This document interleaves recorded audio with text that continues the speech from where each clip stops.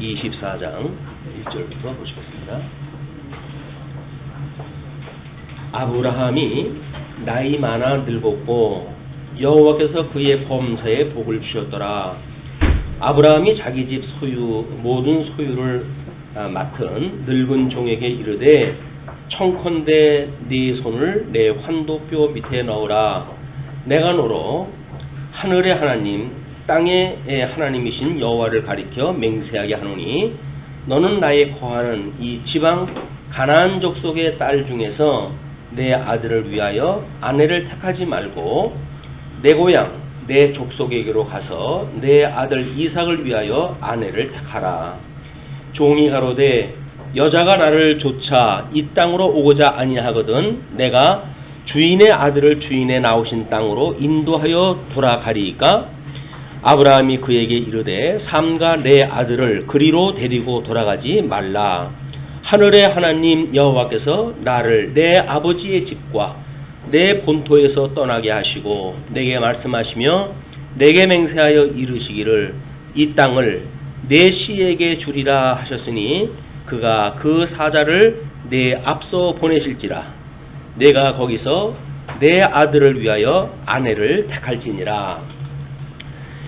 만일 여자가 너를 쫓아오고자 아니하면 나의 이 맹세가 너와 상관이 없나니 오직 내 아들을 데리고 그리로 가지 말지니라. 종이 이에 주인 아브라함의 환도뼈 아래 손을 놓고 이 일에 대하여 그에게 맹세하였더라. 오늘 우리들이 확인할 창세기 24장의 그 내용은 이삭이 리브가와 결혼하는 사건입니다. 물론 이것은 선민 언약을 실현해 가시기 위한 하나님의 섭리이기도 하고 이삭과의 선민과 유민 언약이라고 하는 큰 제목으로 우리가 나누어서 생각해 볼 수 있는 부분입니다. 그런데 지금 1절로 9절 본문 읽은 것이 이삭의 아내를 구하기 위해서 엘리에셀을 보내는 사건이에요. 우리가 아브라함이 아들이 없어서 이제 그 기업 물러줄 자에 대한 이런 그 하나님 앞에 기도할 때에도 내 종 엘리에셀을 해주십시오 이렇게 요청을 했던 적이 있거든요. 그만큼 아브라함과 하나님의 언약을 받은 이후에 생사고락을 함께 했던 종입니다. 이 종은 그래서 어떤 그 부분으로 보게 되면 이삭보다도 더 오랜 동안 아브라함과 함께 했던 사람이에요. 조카 롯도 함께 왔었지만 조카 롯은 중간에 이제 자기 좋은 곳으로 갈라져 나갔고 여전히 그 아브라함과 함께 했던 것은 그 종입니다. 그 노종에게 이야기를 하는 거죠. 아브라함이 나이 많아 늙었고 라고 하는 그 이야기는 이미 이제 사라가 죽고 또 우리 이삭을 낳을 때 100세에 낳은 아들 아닙니까? 그럼 100세에 이삭을 낳아가지고 이 아들에게 며느리 얻어준 것이 이삭이 40살에 결혼을 갖다 했으니까 지금 아브라함은 140세가 된 거겠죠. 140세에서 연한에 175세니까 35년은 남은 겁니다. 우리 이제 아브라함은 그때 자기가 얼마나 살지를 몰랐죠. 그러니까 우리가 창세기 내용을 다 알고 들여다 보니까 아브라함은 아직도 이 이삭을 장가를 보내놓고도 35년은 더 살겠구나 라고 하는 거 우리가 아는 거예요. 알고 성경을 보는 사람하고 모르고 살아가는 아브라함하고 차이가 거의 있는 겁니다. 우리가 그 아브라함은 믿음으로 그래 살았다고 이야기를 하는 거예요. 왜? 나아갈 바를 모르고 그래 살았으니까. 우리는 성경을 통해서 이걸 확인했다 하니까 성경이 이렇게 언약대로 아브라함에게 이런 여정을 걷게 하셨고 그 여정을 믿음으로 살게 하셨구나 라고 하는 성경 내용을 우리가 공부를 하고 그 성경을 믿으면서 우리는 살아가는 거예요. 그러니까 이 아브라함이 살던 믿음하고 우리가 사는 믿음하고 다릅니다. 왜냐면 우리는 성경에 확정되어진 내용을 가지고 믿는 거거든요. 근데 사실 그때 아브라함은 나아갈 바를 모르고 믿었던 거예요. 이런 그 개념이 다르니까 우리 물론 아브라함은 오실 메시아에 대한 그 예표적인 인물이죠.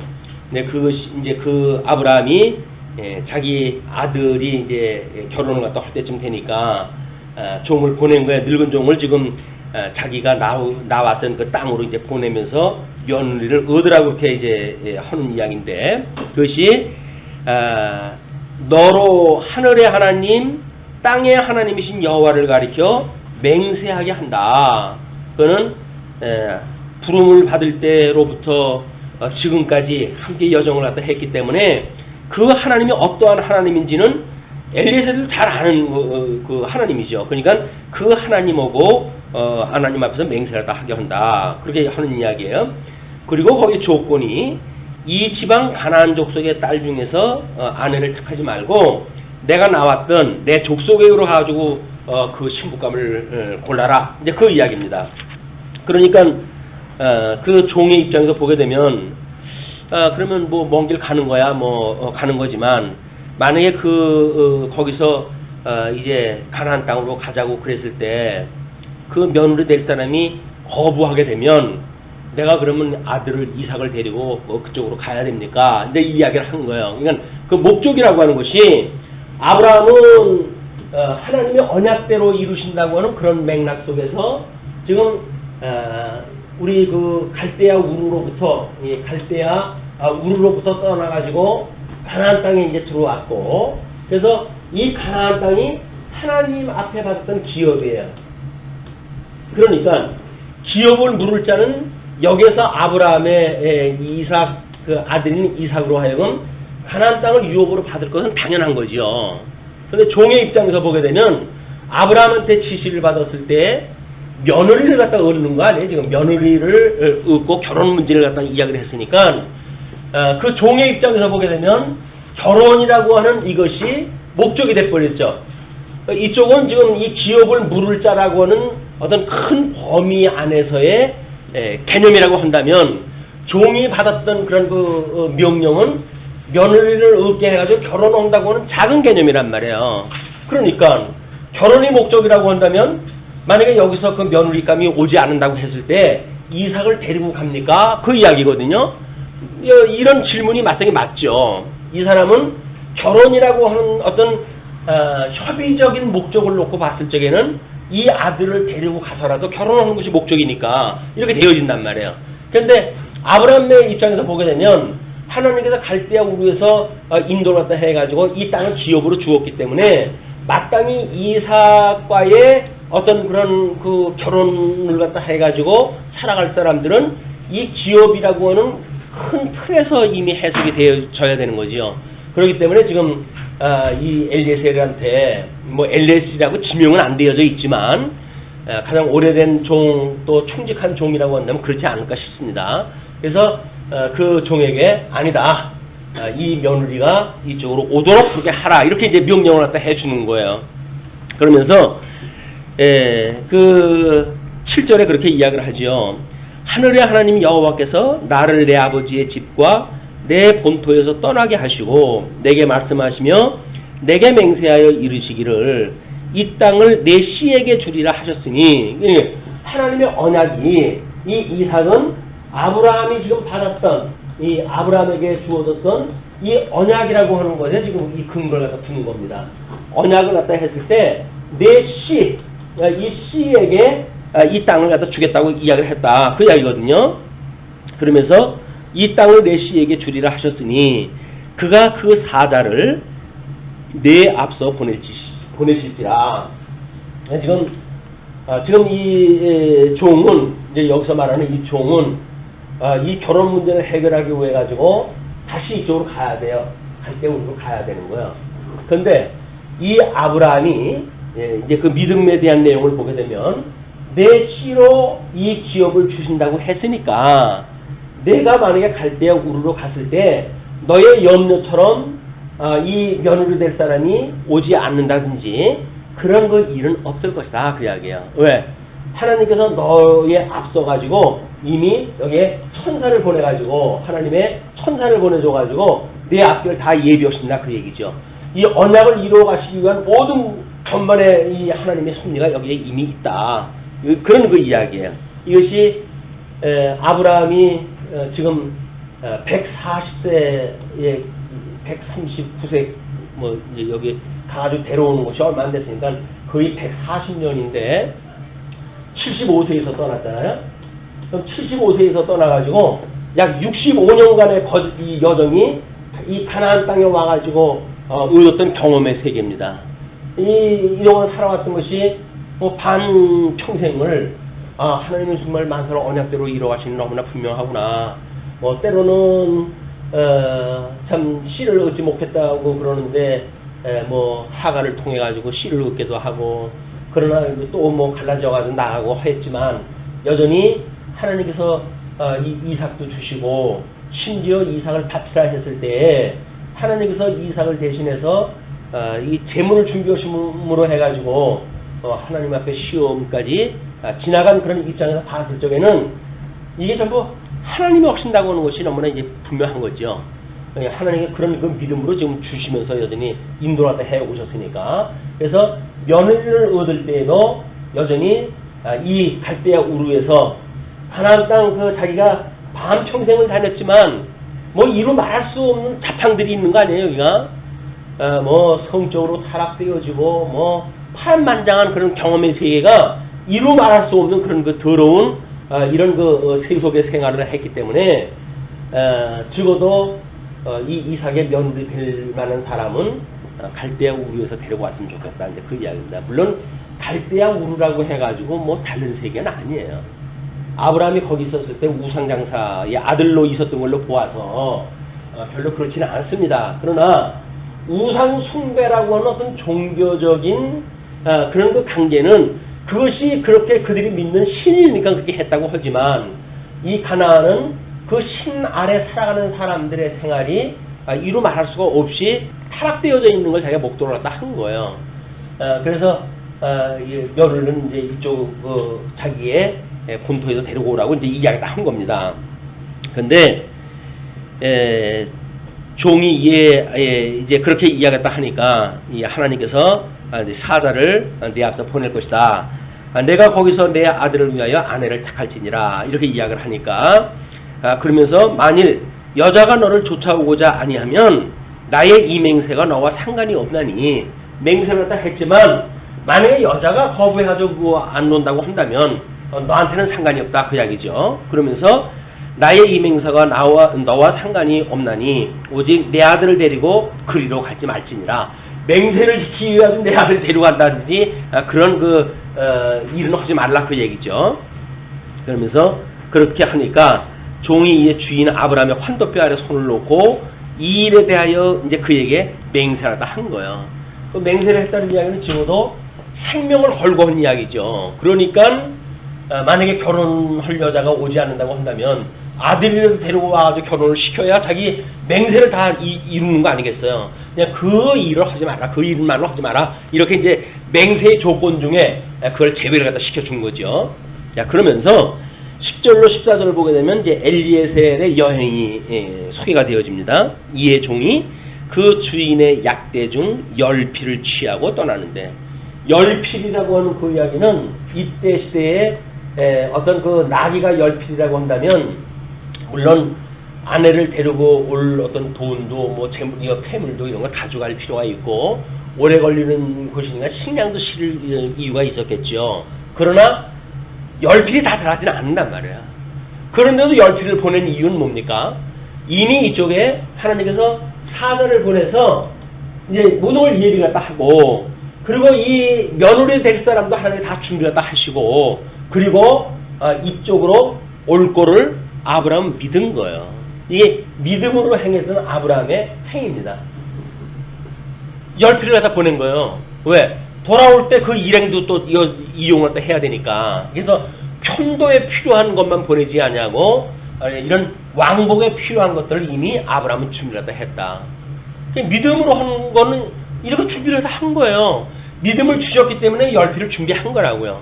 10필을 준비했기 때문에 하나님께서 돌아올 어떤 그런 사람을 준비해 놓은 것이 아니라 이미 하나님께서 언약을 내 씨로 말미암아서 이 기업을 다 준다고 그랬기 때문에 마땅히 하나님께서 이삭과 결혼할 며느리를 준비하신다고 하는 것이 믿어지고 그렇기 때문에 10필이나 되는 거를 이미 보냈다. 이게 믿음의 행위란 말이야.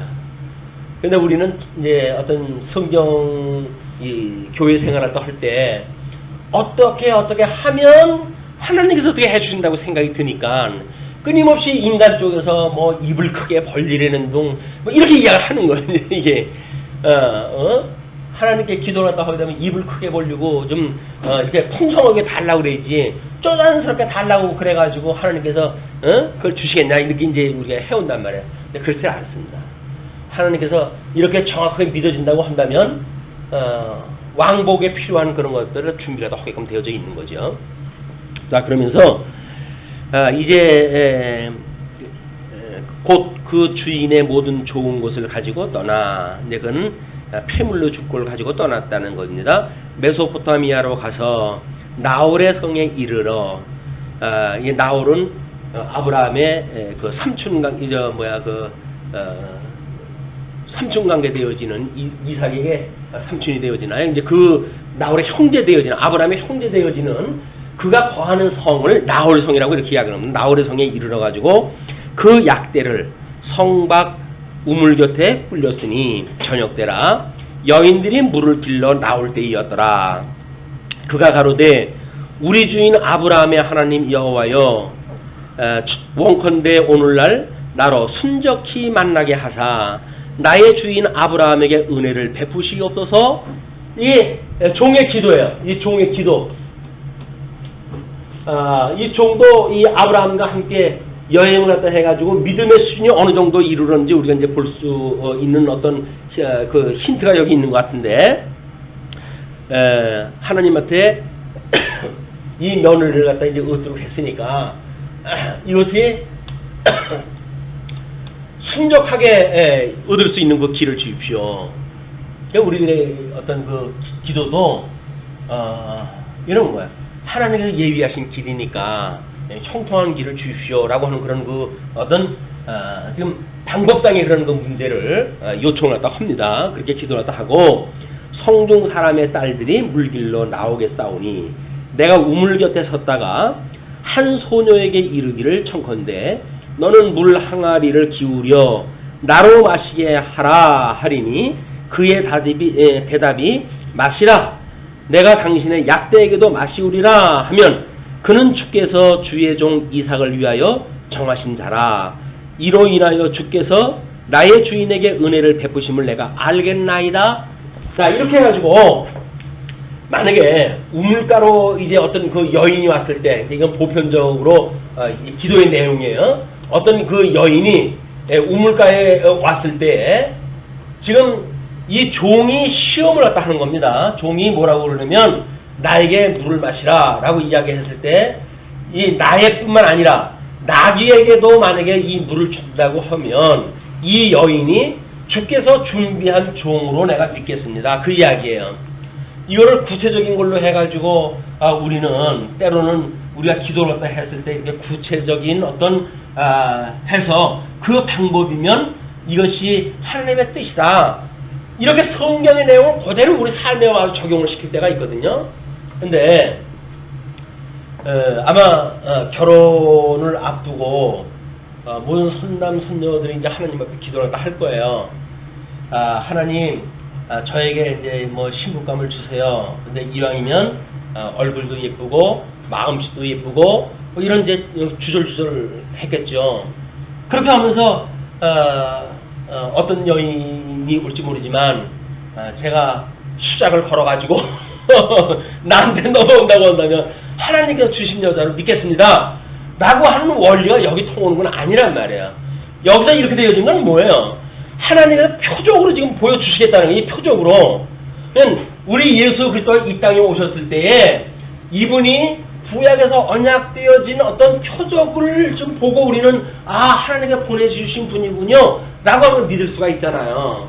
이 표적에 대한 이야기를 지금 하게 되어진 거야. 하나님께서 이렇게 기업을 주신다고 했고, 그리고 우리 아브라함이 우리의 그 주인이 이미 보내줄 걸 믿고 이렇게 왕정에 필요한 나귀까지 보냈고 라고 했으니까 그 표적이 무엇입니까? 라고 하는 그거를 지금 이야기를 하는 거란 말이에요. 그래서 이건 우리나라 직접 적용되어지는 게 아닙니다. 이건 성경에서 하나님께서 내가 정해놓은 여인이야 라고 하는 걸 알게 하시기 위한 표적이란 말이에요. 성경을 잘못 알게 되면 우리가 전부 이 종처럼 이야기하고 이삭처럼 이야기하고, 교회당에서 우리가 기도할 적에 하나님 저한테 주신 여인이 누굽니까? 라고 기도하게 되면 자기 마음에 찍어준 사람이 연상이 되지 누가 연상이 되겠어요. 그래 놓고는 그걸 어떠든지 하나님께서 나의 준 여자라고 해석을 갖다 하고, 그리고 그 여자한테 수작을 벌이고 뭐 이제 이렇게 하는 거예요. 이게 성경을 잘못 알게 되면 마치 성경에 있는 이런 내용들이 우리의 삶을 살아가는 직접적인 어떤 그런 그 방법으로 이게 오해가 되어진다. 근데 그렇지는 않습니다. 이거는 하나님께서 언약대로 이루어 가시는 것을 표적적으로 드러나게 하시기 위한 일이기 때문에, 지금 종이 이렇게 기도를 했다 했을 때 이런 여인이 왔다. 그래서 그 여인이 하나님께서 이 며느리감으로 준비한 여인이다 라고 하는 것을 이 독자들, 모든 독자들한테 하나님이 준비하셨다고 하는 걸 보여주는 사건이란 말이에요. 우리 성경을 통해 가지고 하나님께서는 만사를 다 구비하시고 우리를 갖다 이 역사를 순례해 가시는구나 라고 하는 믿음이 만들어져 가지고, 하나님 우리 어떤 이런 지금 어려운 일이 있어요. 이런 그 일들에 있어서 피할 길을 주셨으면 좋겠어요. 그래서 이 하나님을 예수 그리스도를 믿고 우리 예수 그리스도를 믿고 하나님을 경외하는 일에 방해되지 아니하도록 우리를 이 시험에 들게 하지 마시고 이 악한 어떤 이 생각으로부터 우리를 나오게 해주세요. 이렇게 이야기가 돼야 되겠죠. 근데 여기서 만약에 나의 어떤 이익을 구하는 일이 되어졌다고 한다면 그냥 철저히 이기주의적인 그런 그 기도 아닙니까? 그래서 정말 우리가 주를 위한 기도의 내용인가, 주의 그런 사람으로 예수의 벗으로서 우리가 어떤 하나님 앞에 기도를 하고 살아가는가, 아니면 내 배를 위해 가지고 우리가 기도하는 걸로 수준이 끝나는가라고 하는 문제가 엄연히 구분이 돼야 되겠죠. 이건 우리가 교회에서 뭐 이렇게 예쁜 색시 달라고 기도하는 내용들은 대부분 자기 이익을 위해서 기도하는 거예요. 주의 영광을 위해서 하는 게 아니거든요. 아니 주의 영광을 위해서만 기도한다고 한다면 얼굴 못생겼으면 주의 영광 위해서 일 못하나요? 자기 영광이지 왜 주님의 영광이에요. 그래놓고 이게 주님한테 이렇게 기도했는데 왜 안 주냐고 땡깡 놓고 이제 이런단 말이에요. 이게 주님께서 내가 너한테 언제 예쁜 여자 준다 그랬니? 너는 예수 잘 믿는 신성이 고운 여자 내가 줄 거야. 그 복음 마음밭이 아주 청결해가지고 복음의 씨앗이 떨어지게 되는 30배 60배 100배 맞는 그런 여인을 줄 거야 라고 하는 것이 구원받는 성도들의 이 바다 아닙니까? 예수님이 복음의 씨앗을 떨어뜨렸을 때 성도들이 그런 자들이 30배 60배 결세를 맺지, 여기서 뭐 얼굴 예쁘고 구색 맞춰가지고 다 한다고 해가지고 그거 줘가지고 예수 잘 믿겠어요? 예수 잘 안 믿어요. 왜? 세상이 지 생각대로 잘 돌아가거든요. 그러면 더 이상 교회 같은 데 관심이 없습니다. 잘 돌아가는 데 관심이 있지. 그러니까 결국은 기능 중심에 빠지게 되어진단 말이에요. 계시 중심으로 해가지고 하나님께서 이렇게 모든 역사를 준비해 가시는군요. 이렇게 했을 때 어려움이라고 하는 어떤 이 어려움의 사건도 하나님께서 이렇게 나의 의를 위하지 아니고 주의 영광을 위해서 이쪽으로 가도록 나를 길을 돌이키려고 이 길로 인도하셨군요. 이렇게 믿어질 거 아닙니까? 근데 여기서는 기도하는 대로 빡빡 잘 들어줘. 아주 기도빨이 잘 먹어. 그래, 이렇게 되어지게 되면 하나님 기뻐하시는 길보다는 지 좋은 데로 가죠. 지 편한 길로 가고. 그렇지 않단 말이에요. 아까 쉬는 시간에도 뭐 권사님 이런저런 이야기 하면서 결과적으로 보게 되면 하나님께서 잘하게 하신 거죠. 이덕성이 그동안 고생한 거 잘한 거죠. 그 얘기예요 지금. 그래서 왜 아닙니까? 그렇죠. 그 일 아니면 제가 여기까지 왜 오겠어요. 좋은 데서 그냥 살지. 하나님께서 우리한테 어려움을 주시는 이런 사건도 하나님의 영광을 해가시는 길로, 뭐 이때는 믿지 않고 힘들어하고 괴로워했다고 할지라도 적어도 이제 해석만큼은 돼야 되지 않겠어요? 이게 하나님의 뜻으로 해석이 되어져야 범사에 감사가 나오고 기뻐할 수가 있고 하나님의 뜻으로 알아가지고 우리가 뭐 정진할 수가 있겠죠. 이것이 성경에 나와져 있는 내용들을 잘못 오해를 하게 되면 마치 내가 성경 속에 예수가 되어지고 내가 마치 여기 아브라함이 되어져 버리고 그런단 말이에요. 그래서 뭐 복음성가도 그러잖아요. 내가 만일 뭐 사울이라면 뭐 다윗이라면 뭐 이렇게 해가지고 찬송을 딱 하니까 아니 성경에 나와져 있는 건 하나님의 영광의 계시를 위해 가지고 특별히 불러가지고 도구로 쓰신 분들이에요. 그분들이 우리 믿음하고 직접적으로 연결되어 있는 게 아니라니까요. 하나님 그분들을 통해서 어떻게 섭리하시는지를 통해 가지고 하나님은 그렇게 섭리하시는 분이군요 라고 하는 하나님에 대한 걸 깨닫게 하시기 위한 거지, 인간들이 잘 살아가는 방법을 여기서 우리한테 제시하는 게 아니란 말이에요. 근데 우리는 자꾸 성경에서 방법을 연구했다고 하잖아요. 그래서 아주 재미난 제목들 많아요. 어떻게 하는 법, 어떻게 하는 법 해가지고.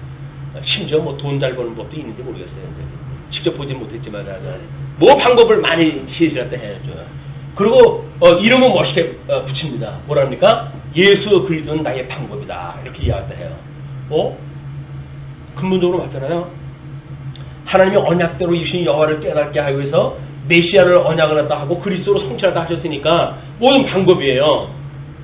그리고 내가 만약 예수 안에 한 몸이 되어졌다고 한다면 예수님을 이루실 것에 대한 것에 내가 여기 포함되어져 있으니까 모든 방법이 맞죠. 나의 방법이. 근데 그 방법이라고 하는 것이 과연 망하는 것도 포함되어진 개념으로 이해를 하고 있을까? 지 좋은 거 이루어가는 것으로의 내 방법이라고 그러지. 그래서 어려움을 당하고 우리가 환난을 주었을 적에도 주는 나의 이렇게 모든 것이 나의 길이고 나의 방법입니다 라고 과연 말할 수 있을까라고 하는 개념은 전혀 아닌 것 같아요. 그것도 큰 교회의 어떤 건물에다 붙여놓은 걸로 보아가지고는 그런 것 같아요. 개척교회가 아주 힘든 그런 개척교회에서 그렇다고 한다면 저 교회는 작더라도 정말 예수 그리스도를 길이요 진리요 생명으로 이렇게 믿는 사람들이 모이는 곳이구나 이렇게 짐작할 수 있겠으나 돈을 갖다가 많이 벌어가지고 그 일대에 땅을 갖다가 있는 대로 막 사고 집을 갖다가 그 대치동 그 큰 동네에 비싼 집들일 텐데 그걸 주변을 다 사더라고요. 그런 걸로 봐가지고는 방법이라고 하는 것이 이 세상에서 형통한 방법이라고 하는 거지 결코 어떤 하나님의 영광을 위한 그리스도 언약되어진 그리스도의 성취 사건으로 보여주는 그 방법은 아닐 게다. 제가 그렇게 짐작을 갖다 했어요. 물론 그 믿음을 내가 볼 수는 없으나 그런 하는 일들을 보건대 그 일대에 일이 하는 방법을 보건대 예수 그리스도가 나의 모든 방법이다 라고 말하는 의미가 그분들은 그렇게 해석하실 수도 있구나 라는 생각을 했습니다. 이 성경을 잘못 알면 그렇게 되어지는 거예요. 자, 그런데 이제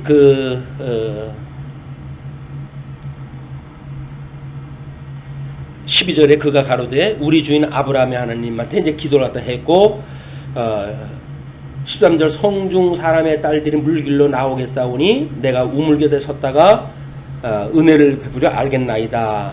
15절 말을 마치지 못하여서 리브가가 물 항아리를 어깨에 메고 나오니 그는 아브라함의 동생 나홀의 아내 밀가의 아들 부두엘의 소생이라. 왜 이 구약 성경에서는 이렇게 족보를 대고 이름을 대냐면 여긴 성이 없습니다. 이스라엘은 성이 없어요. 왜냐면 다 아브라함의 자손들인데 성이 어디 있어요? 야곱집 하라고 해가지고 야곱씨의 이렇게 이름을 안 쓴단 말이에요. 그냥 이름만 있어요. 그러니까는 그 이름이 전부 중복되고 그러기 때문에 몇 대를 이렇게 이야기를 해가지고 그 사람을 지칭을 했을 때 그 사람의 고유명사로서의 의미가 있는 거예요. 그렇기 때문에 이제 그런 하는 겁니다. 그 소녀는 보기에 심히 아름답고 아리답고 지금까지 남자가 가까이 하지 아니한 처녀더라. 여기서 리브가가 물 항아리로 이제 메고 나왔는데 그 소녀가 종이 봤을 적에는 매우 아름답게 이제 봤어요. 아름답게 봤고 실상 지금까지 남자가 가까이 하지 아니한 처녀더라. 그 이야기는 이 가나안이나 너는 갈대아 우르의 문화나 이때의 보편적인 어떤 성문화가 그렇게 아주 보수적으로 제한받고 있는 시대가 아니란 말이야. 적당히 엔조이를 갖다 하고 그런 그 시대였기 때문에 특별히 여기다가 이제 그 이름을 붙여놓은 곳이 뭐냐면 남자가 가까이 아니한 처녀다라고 하는 이름을 붙여놓은 거예요. 왜? 우리 예수님이 왜 마리아의 몸에서 태어나는가라고 하는 그 문제를 보여주는 사건이란 말이에요. 이제 그렇게 해야 우리 예수님이 아니 뭐 여인 몸에서 태어났다고 되지 꼭 왜 처녀 몸에서 났다고 성경에서 밝히느냐라고 하는 그 이야기도 동정녀라고 하는 것이 혈육으로 해가지고는 다윗의 자손으로 오셨지만은 성결의 영으로 해서는 하나님의 아들로 인정을 받는 사건 아니겠어요? 이게 우리가 예수 그리스도의 품이라고 이렇게 이야기를 했단 말이에요. 신성과 인성을 증거하기 위해서 그렇게 이야기를 한 거니까. 그래서 표적을 보여주려고 한다면 이 다윗의 혈통으로 왔다고 했을 적에는 자기 아버지 때가 전부 다윗의 혈통으로 해서 온 거예요. 그러나 이제 그 마리아가 그 혈통으로 해서 태어났지만 성령으로 잉태되어져가지고 예수님의 출생을 하지 않습니까? 그렇기 때문에 자기 어머니 몸으로 빌릴 적에는 다윗의 혈통으로 왔지만 성결의 영으로 해가지고는 성령으로 잉태되어진 그런 그 시기 때문에 이것이 예수 그리스도의 품위로 해가지고 구약 성경의 표적적인 그리스도가 되어지는 거란 말이야. 뭐 동정녀 마리아에서 낳기 때문에 순결하는 동 이건 아닌 거예요. 그래서 마리아가 순결하기 때문에 뭐 그분을 경배하고 이런 걸 하기 위해서 성경이 그렇게 한 것이 아니라 성경에 이미 그렇게 두 가지 품위를 가지고 우리 그리스도가 와야 성경의 표적대로 이분이 오실 그리스도라고 하는 게 드러나지 않습니까? 그걸 예수 그리스도를 드러나게 하시기 위한 계시적인 방편이지 인간 도덕적으로 해가지고 어떤 어떤 순결한 여인에게 낫다 이런 건 안 맞는단 말이에요. 결혼을 했든 안 했든 다 죄인이에요. 아담 이후에 죄인 아닌 사람이 없으니까. 동정녀 마리아에서 낳았다고 해가지고 죄인이 아닙니까? 아닌 거예요. 그 이야기는 표적적인 걸 드러내시기 위한 하나님의 섭리였다. 이걸 이제 우리가 보시게 되면 실체를 우리는 알잖아요. 이제 복음의 실체를 알잖아요. 그럼 이 실체를 가지고 모형을 해석하는 데로 들어가 보단 말이에요. 그랬을 때 여자가 이 남자가 가까이 하지 아니한 여자다. 이것이 순결이라고 하는 어떤 성적 문화에서 그런 걸 깨닫게 하시기 위한 겁니까? 아닐 거 아니겠어요? 그럼 뭐겠어요? 우리 아브라함은 지금 하갈 먼저 얻었죠. 물론 이제 사라를 먼저 주셨지만 무자했기 때문에 하갈을 주셨죠. 그다음에 또 누굴 줬어요? 또 부인을 갖다 첩을 갖다 얻어가지고 아들을 갖다 또 낳는단 말이에요. 예. 그러니까 이 아브라함은 여러 아내를 갖다 거느렸잖아요. 자, 그러면 아브라함이 이삭을 낳고 이삭이 야곱을 낳았어요.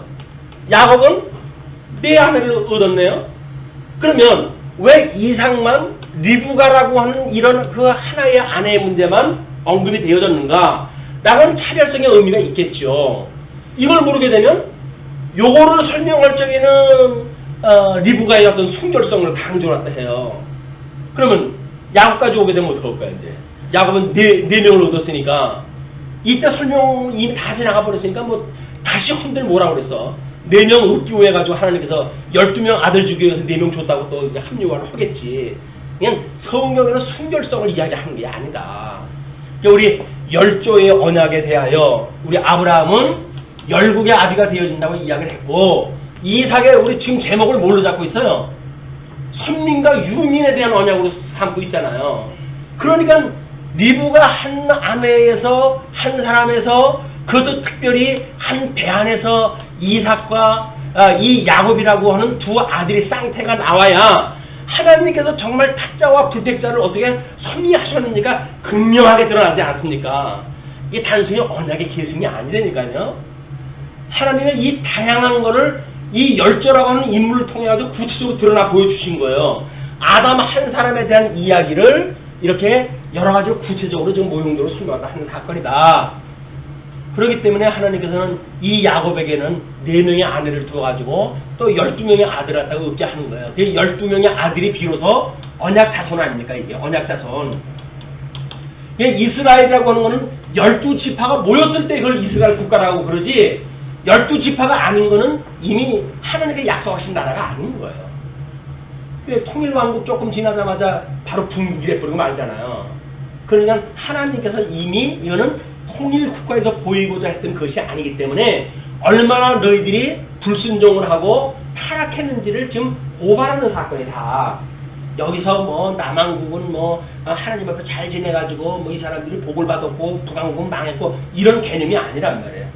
여전히 하나님께서 언약 자손을 어떻게 흩어지게 했다가 다시 요시야 때 다시 모아가지고 어떻게 회복에 이르게 하심으로 해가지고 나는 너희의 하나님 되고 너희는 나의 백성이 되리라 라고 이야기했던 언약을 이루어가신 문제가 여기에 있다. 이걸 놓치게 되면 여전히 어떤 인륜 도덕적인 개념으로 이 성경을 봐야 된단 말이에요. 자,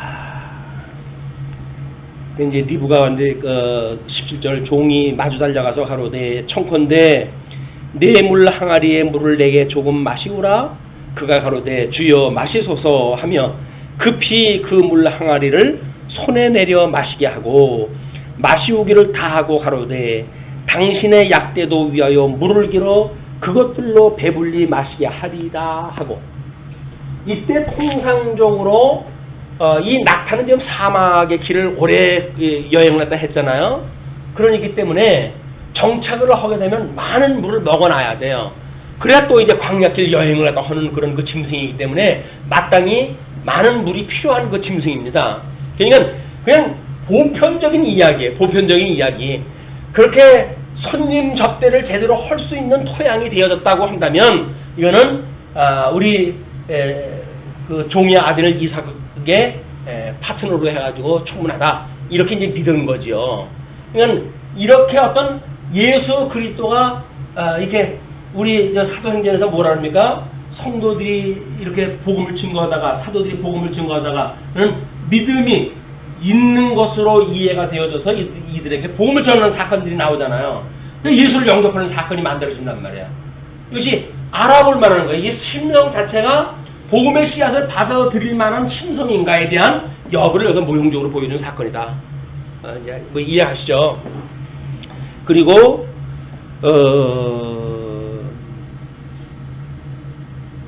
그 급히 물 항아리에 물을 구유에 붓고 다시 기르려고 우물로 달려가서 모든 약대를 위하여 깃는지라.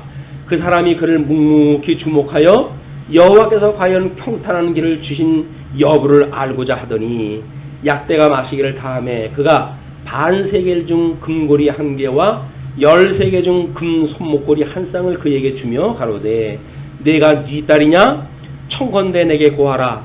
내 부친의 집에 우리 유숙할 곳이 있느냐?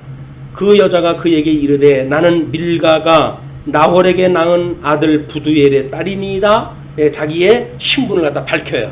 또 가로되 우리에게 집과 보리가 족하며 유숙할 곳도 있나이다.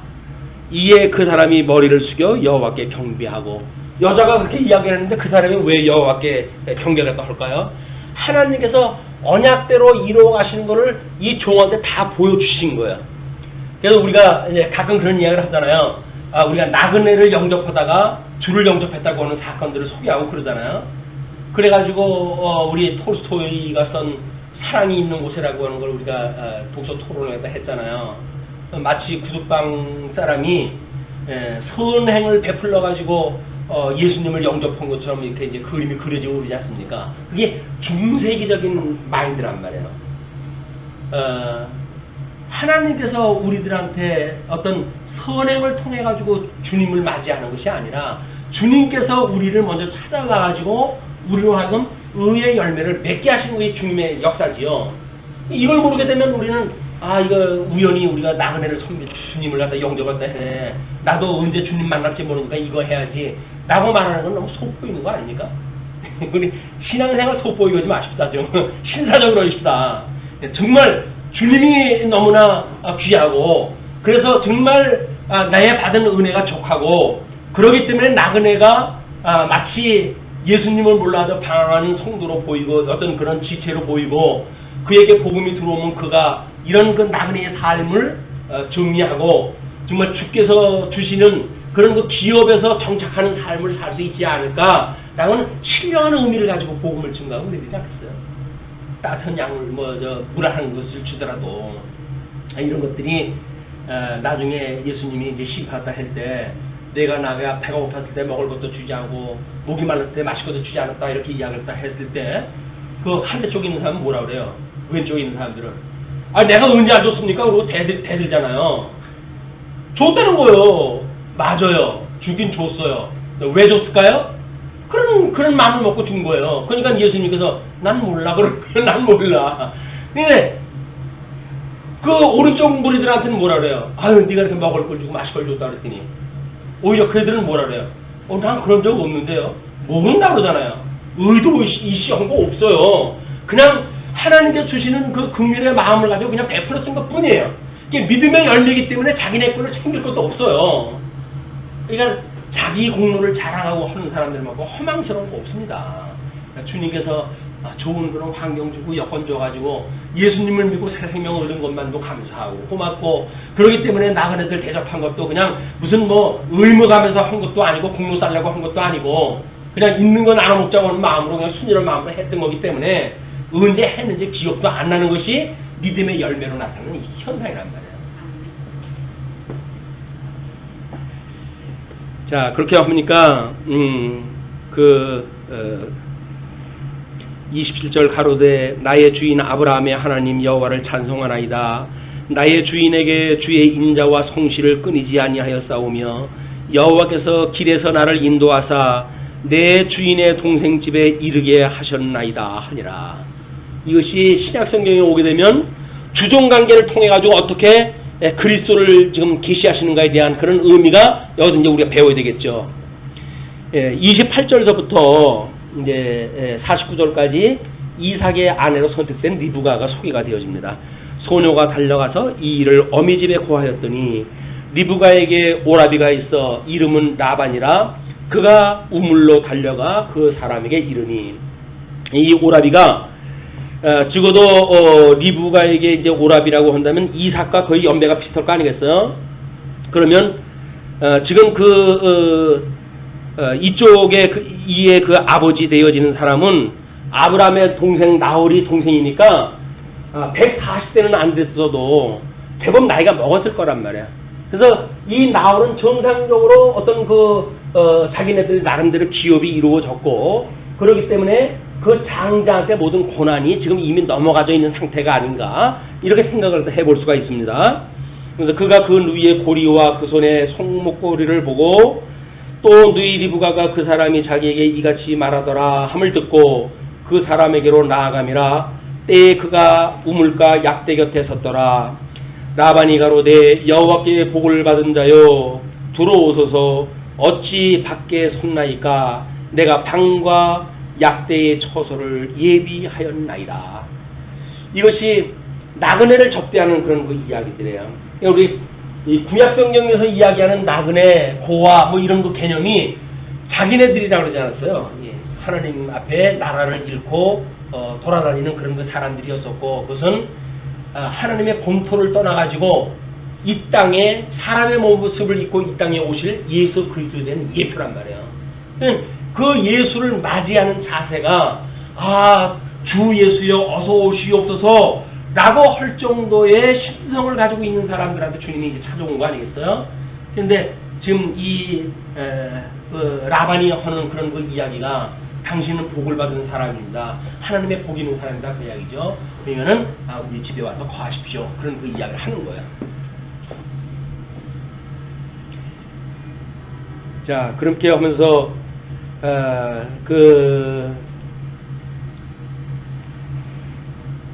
32절에 그 사람이 집으로 들어가매 라반이 약대의 짐을 뿌리고 집과 보리를 약대에게 주고 그 사람의 발과 그 종자의 발 씻을 물을 주고, 이때 이제 손님을 접대하는 방식입니다. 그 앞에 식물을 베푸니 그 사람이 가로되 내가 내 일을 진술하기 전에는 먹지 아니하겠나이다. 라반이 가로되 말하소서. 먹는 게 급한 게 아닙니다. 내가 이거 밥 먹으러 온 게 아닙니다. 그 얘기예요. 밥 먹으러 온 것이 아니라 내가 주인한테 명을 받아서 왔기 때문에 그 일을 먼저 고하기 전에는 밥을 먹지 않겠습니다. 이렇게 이야기를 하죠. 이게 배를 위한 삶이 아닌 거를 보여주는 또 기술적인 사건인 거예요. 우리는 어떻게든지 복 있는 사람으로 이제 이미 지칭도 되어졌고 보물도 가지고 왔고 내 것처럼 행세하기 좀 좋아요. 그렇지만 이 종은 하나님께서 지금 우리 주인 아브라함이 나를 보낸 것은 이 며느리감을 구하러 보낸 거지. 내가 여기서 잘 얻어먹고 나 배 채우기 위해서 우리 주님이 나를 보낸 게 아니다. 그 이야기죠. 그 이야기는 우리 주님께서 우리를 세상으로 보냈다고 한다면 우리 주님께서 세상을 왜 보냈어요? 배불리 잘 먹고 잘 살라고 보낸 게 아닌 거 아니에요.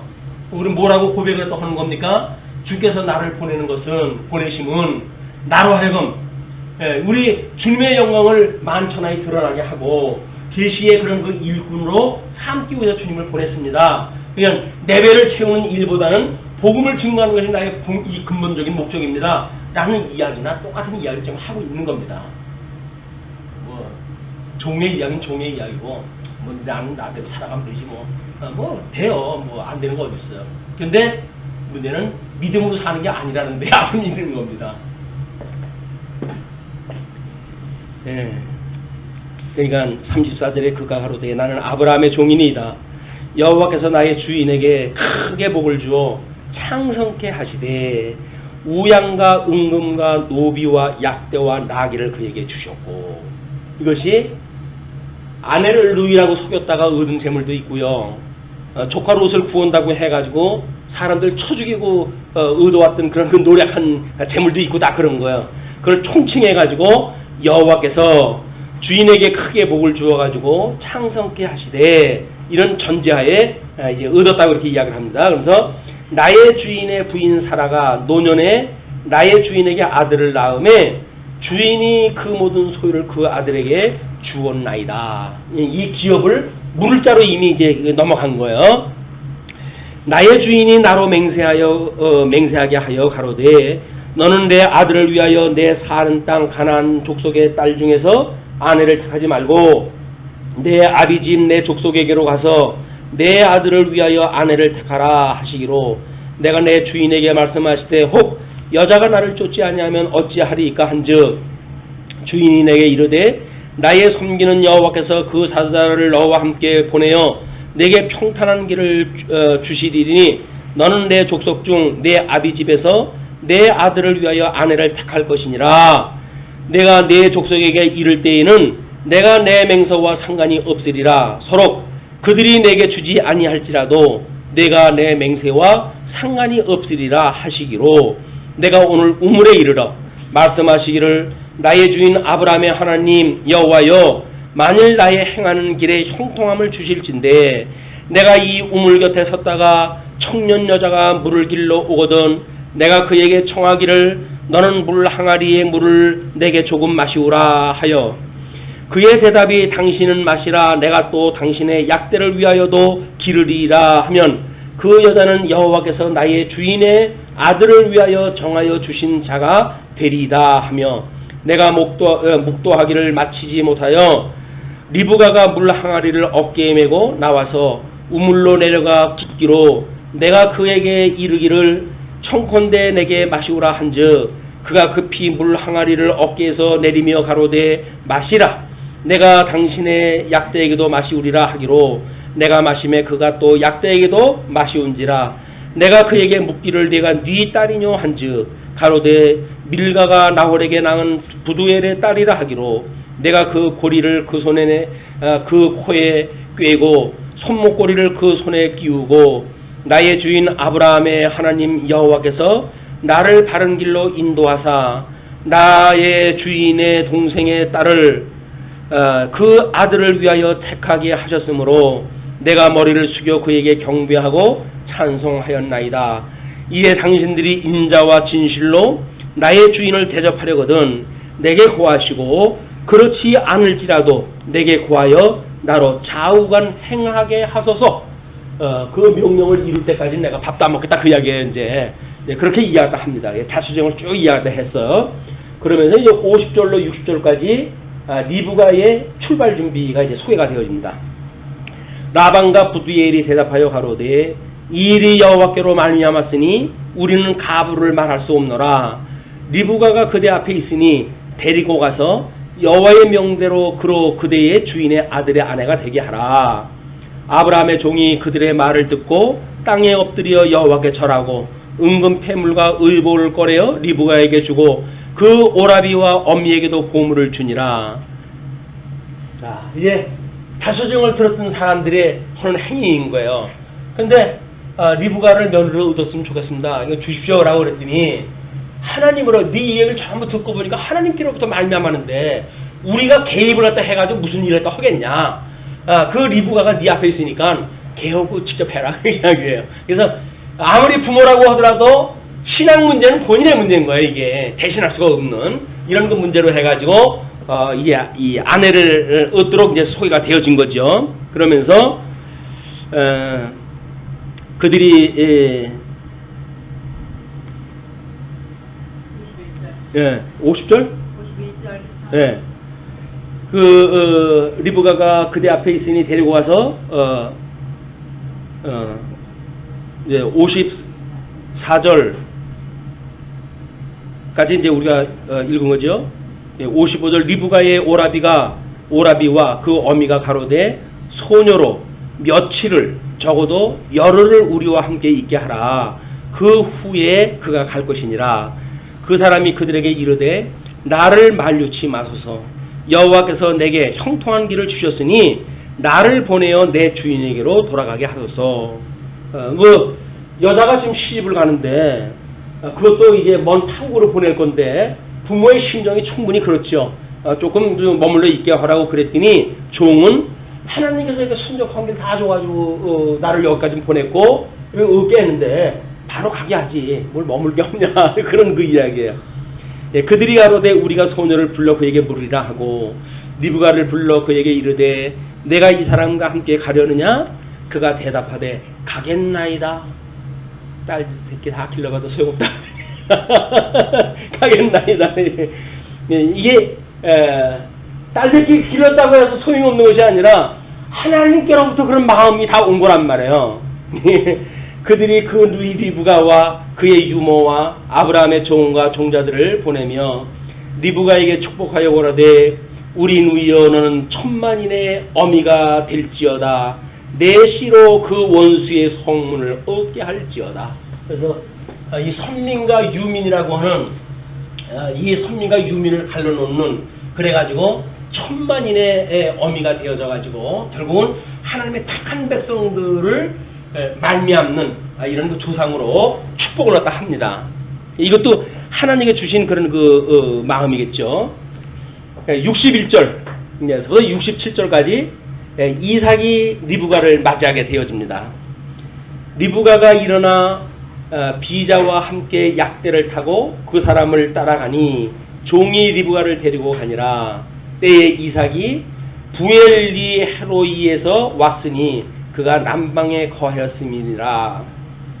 이거는 우리 하갈하고 이스마엘하고 머물렀던 그런 그 샘가예요. 그 샘가에까지 이르는 거예요 지금. 이르러 가지고 봤더니 이삭이 저물 때에 들에 나가 묵상하다가 그냥 하나님 앞에 기도하다 하는 거죠. 하나님께서 나에게 어떠한 그 아내를 준비하셨는지 그 아내를 준비한 그 아내가 언제나 이제 옳고 하고 하나님 앞에 묵상을 하고 기도하고 있는 그런 그 자세를 우리가 보게 됩니다. 네, 그렇게 됐을 때 그 약대들이 그 이삭이 저물 때 들여나가 묵상하다가 눈을 들어 보매 약대들이 오더라.